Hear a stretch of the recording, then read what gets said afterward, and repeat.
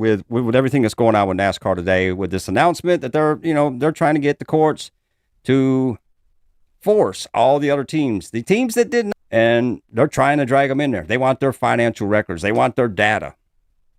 Their personal, private, business matters. The NASCAR world has been completely shaken by what just happened in federal court, and 2311 Racing's latest bombshell announcement is sending shockwaves through the entire motorsports community.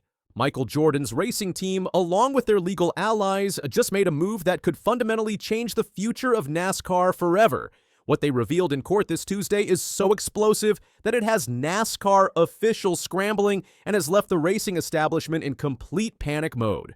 In a stunning courtroom development that nobody saw coming, attorneys for 12 of NASCAR's 15 race teams just dropped a legal bombshell that could reshape the entire landscape of stock car racing. These teams, led by 2311 Racing and Front Row Motorsports, have declared war on NASCAR's unprecedented demands for financial transparency, calling the sanctioning body's requests catastrophic and warning that compliance could destroy the competitive balance that makes NASCAR exciting. It would be absolutely devastating to these race teams if their competitors were able to find out sponsorships on the cars, driver salaries, and all revenue streams, attorney Adam Ross declared in court. It cannot make its way into the public realm. This passionate plea reveals just how seriously the teams are taking NASCAR's unprecedented demands for complete financial transparency. What makes this legal showdown even more shocking is the scope of NASCAR's demands. The sanctioning body is demanding 11 years of detailed financial records and communications from the teams, an absolutely staggering amount of sensitive information that could expose everything from driver salaries to sponsorship deals to proprietary technology investments. NASCAR's outrageous demands include incredibly specific requests that have stunned industry insiders. They want to know what Hendrick Motorsports spent on their Garage 56 project building a car to race at the 24 Hours of Le Mans, and the exact cost of Kyle Larson running both the Indianapolis 500 and the Coca-Cola 600 the last 2 seasons. These intrusive demands go far beyond anything teams expected when they entered into charter agreements. NASCAR has gone a step too far, Ross declared in court, capturing the frustration and outrage that teams are feeling about NASCAR's unprecedented demands for financial transparency. This statement represents a fundamental challenge to NASCAR's authority and could signal the beginning of a new era where teams refuse to submit to unreasonable demands. Meanwhile, dramatic developments continue to unfold across the NASCAR world. At Pocono Raceway last Sunday, a frightening incident occurred when J.P. Keeley, the rear tire changer for Shane Van Gisbergen's crew, was struck by a flying tire during a pit stop. Video from inside A.J. Allmendinger's car shows him sliding deep into his pit box, accidentally hitting one of his own tire changers and sending the tire flying toward Van Gisbergen's crew. Keeley was knocked to the ground, but managed to finish his work before being hospitalized with cracked ribs and a partially collapsed lung. Adding to the major changes happening in NASCAR, TNT Sports is making their highly anticipated return to NASCAR broadcasting this weekend after an 11-year absence. TNT will cover 5 yearly Summer NASCAR Cup Series races, starting with the Quaker State 400 at Echo Park Speedway. The broadcast team features Adam Alexander as lead commentator with analysts Steve Latarte and Dale Earnhardt Jr.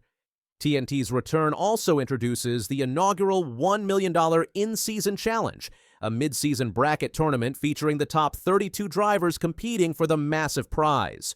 The hearing itself revealed the incredible tension and animosity that has developed between NASCAR and the teams. U.S. District Judge Kenneth Bell seemed absolutely exasperated by the lengths both sides are taking in this bitter legal fight, making a statement that perfectly captures the destructive nature of this battle. "I am amazed at the effort going into burning this house down over everybody's heads," Judge Bell said at the end of the nearly 2-hour hearing. "But I'm the fire marshal, and I will be here in December if need be." This powerful statement shows that even the federal judge recognizes the potentially catastrophic consequences of this legal warfare. The financial records dispute is just one part of a much larger antitrust lawsuit that could completely transform NASCAR. 2311 Racing, owned by retired NBA Hall of Famer Michael Jordan and three-time Daytona 500 winner Denny Hamlin, along with Front Row Motorsports, owned by entrepreneur Bob Jenkins, are the only two organizations out of 15 that refuse to sign NASCAR's take-it-or-leave-it offers on new charter agreements.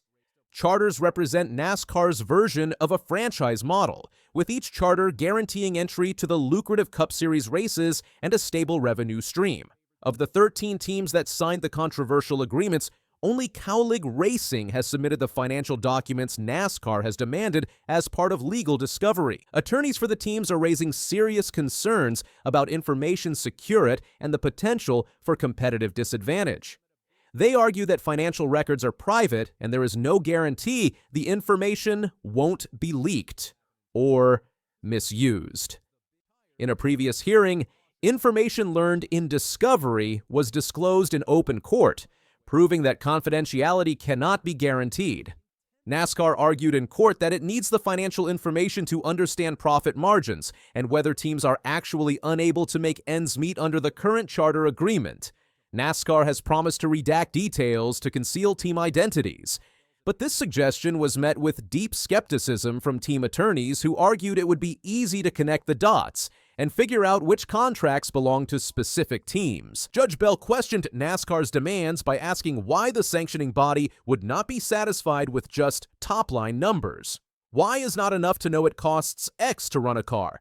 Bell asked, highlighting the seemingly excessive nature of NASCAR's financial demands. Attorneys for the 12 teams also revealed that their clients are extremely uncomfortable to be dragged into this bitter legal fight. This is the opposite of what they want. All the teams are torn to pieces that NASCAR wants them to disclose this information, and they don't want to upset NASCAR, Ross explained, showing the impossible position teams find themselves in. This courtroom drama came just one day after Judge Bell declined to dismiss the team's request to throw out NASCAR's countersuit, which accuses Jordan's business manager, Curtis Polk, of using cartel-type tactics in the most recent round of charter negotiations. This additional legal complexity shows how multi-layered and complicated this battle has become. The broader context of this legal fight reveals fundamental disagreements about NASCAR's financial structure. Teams have long argued that NASCAR is not financially viable for competitors, and they need multiple concessions, including a greater revenue stream and more permanent length on charter agreements. Current charters have expiration dates and can be revoked by NASCAR, creating uncertainty and financial instability for teams. The December trial promises to be a defining moment for NASCAR and could permanently alter the relationship between the sanctioning body and its teams. The outcome of this legal battle will determine whether teams can successfully challenge NASCAR's authority and demand greater financial transparency and fairer treatment. This explosive legal development represents much more than just a business dispute. It's a fundamental challenge to NASCAR's traditional power structure and could usher in a new era of team empowerment and financial transparency in stock car racing. What do you think about 2311 Racing and Michael Jordan's legal battle against NASCAR's financial demands? Are the teams right to fight back against these catastrophic requirements, or should they just comply? Will this courtroom drama change NASCAR forever? And are you excited for TNT's return to NASCAR broadcasting this weekend? Drop your thoughts in the comments below, smash that like button if you're following this explosive legal story, and subscribe for more NASCAR breaking news and courtroom updates.